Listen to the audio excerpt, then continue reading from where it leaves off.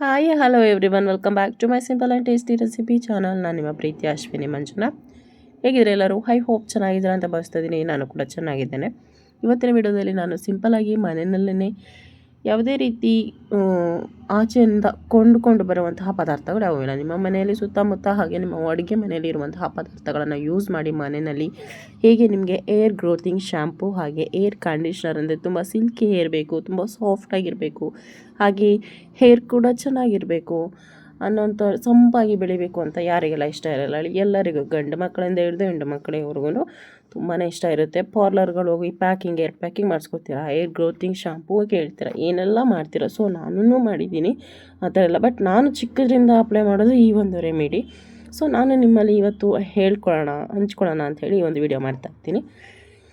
ಈ ಒಂದು ರೆಮಿಡಿ ಮಾಡಲಿಕ್ಕೆ ನಾನು ಏನೆಲ್ಲ ಬಳಸಿದ್ದೀನಿ ಅಂತ ಹೇಳಿದ್ರೆ ಹೋಮ್ಮೇಡ್ ರೆಮಿಡಿನ. ಸೊ ನಾನಿಲ್ಲಿ ಯಾವುದೇ ರೀತಿ ಬಳಸಿಲ್ಲ, ಬೇರೆ ಅಂದರೆ ಹೊರಗಡೆಯಿಂದ ಪದಾರ್ಥಗಳು ಯಾವುವು ಬಳಸಿಲ್ಲ.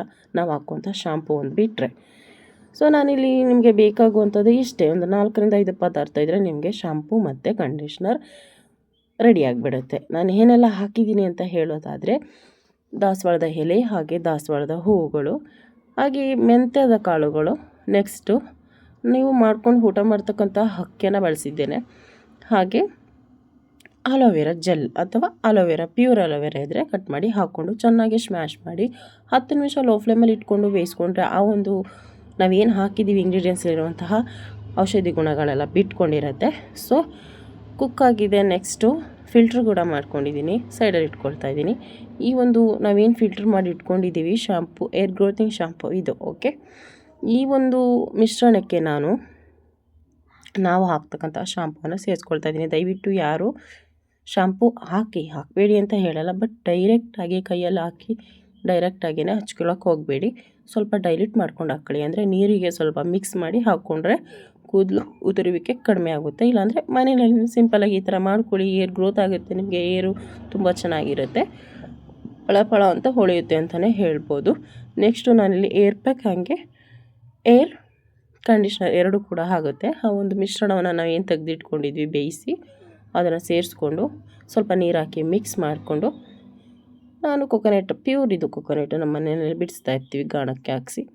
ಸೊ 1-2 ಟೀ ಸ್ಪೂನಷ್ಟು ಎಣ್ಣೆಯನ್ನು ಹಾಕಿ ಮಿಕ್ಸ್ ಮಾಡಿ ತಂದರೆ ನೋಡಿ, hair shampoo, hair conditioner, hair growing shampoo ಕೂಡ ರೆಡಿ ಆಯಿತು, ಹಾಗೆ ಕಂಡೀಷ್ನರ್ ರೆಡಿ ಆಯಿತು, ಏರ್ ಪ್ಯಾಕ್ ರೆಡಿ ಆಯಿತು. ಯಾವುದೇ ರೀತಿ ಪಾರ್ಲರ್ಗೆ ಹೋಗೋ ಹಾಗಿಲ್ಲ, ಅವಶ್ಯಕತೆಯೇ ಇರೋದಿಲ್ಲ. ಸೊ ಮನೆಯಲ್ಲೇ ತುಂಬ ಚೆನ್ನಾಗಿ ವರ್ಕ್ ಆಗುತ್ತೆ. ಈ ರೀತಿಯಾಗಿ ಮಾಡ್ಕೊಂಡು 10 ನಿಮಿಷ ಸಾಕು, ಟೈಮ್ ಇದ್ದರೆ ಮಾಡ್ಕೊಬೋದು. ಈ ವಿಡಿಯೋ ನಿಜವಾಗ್ಲೂ ಇಷ್ಟ ಆಗುತ್ತೆ ಅಂತ ಭಾವಿಸ್ತಾ ಇದ್ದೀನಿ. ಶಾಂಪೂನ ಅಪ್ಲೈ ಮಾಡಿದ ನಂತರ ಒಂದು 10 ನಿಮಿಷ ಚೆನ್ನಾಗಿ, ಒಂದು 5 ನಿಮಿಷ ಸ್ಕ್ಯಾಲ್ಪಿಗೆಲ್ಲ ಹಚ್ಚಿ ಚೆನ್ನಾಗಿ ಮಸಾಜ್ ಮಾಡಿ 10 ನಿಮಿಷ ಆದ ನಂತರ ಹೇರ್ ವಾಶ್ ಮಾಡ್ಕೊಳ್ಳಿ. ನೆಕ್ಸ್ಟು ನಾನೇನು ಪೇಸ್ಟ್ ಮಾಡಿ ಕಂಡೀಷ್ನರ್ ಅಂತ ಇಟ್ಟಿದ್ದೆ, ಆ ಕಂಡೀಷ್ನರನ್ನು ನೀವು ಸ್ನಾನ ಮಾಡೋಕ್ಕೂ ಮುಂಚೆ ಒಂದು ಅರ್ಧ ಗಂಟೆ ಹಂಚಂಗೆ ಸ್ಕ್ಯಾಲ್ಪ್ಗೆಲ್ಲ ಹಚ್ಚಿ, ನಿಮ್ಮ ಕೂದಲಿಗೆಲ್ಲ ಹಚ್ಚಿ ಬಿಟ್ಕೊಂಡು ಆಮೇಲೆ ಸ್ವಲ್ಪ ಉಗುರು ಬೆಚ್ಚಗಿರೋ ನೀರಲ್ಲಿ ತೊಳೆದ್ರೆ ತುಂಬ ಚೆನ್ನಾಗಿರುತ್ತೆ. Thank you so much.